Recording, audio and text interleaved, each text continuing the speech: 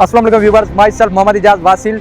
और एक चीज़, अगर आप अलग जीना चाहते हैं, कुछ अच्छा हासिल करना चाहते हैं, तो आपको कुछ अच्छा करना पड़ेगा, कुछ अलग करना पड़ेगा। अगर आप वैसे कर रहे हैं जो पहले करते आ रहे हैं, तो आप वैसे जिएंगे जैसे पहले जीते आ रहे हैं। सो नेक्स्ट करने के लिए हमें अपने कंफर्ट जोन से निकलना पड़ेगा। तो मैट्रिक फॉर्चून एक बेहतरीन आपके लिए प्लेटफॉर्म है। यहाँ पर आएँ और यहाँ पर अर्निंग करें, ना सिर्फ अर्निंग करें बल्कि अपनी ख्वाहिशात को अचीव करें।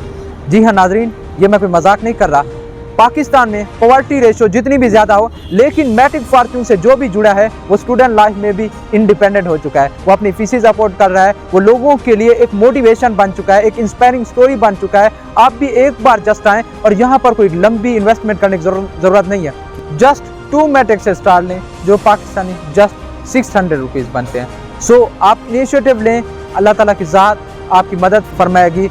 किसी भी बिजनेस को करने के लिए लाखों रुपए की इन्वेस्टमेंट करती है, बट यहाँ पर जस्ट 600 में आप अपनी एक अच्छी न्यू लाइफ स्टार्ट कर सकते हैं।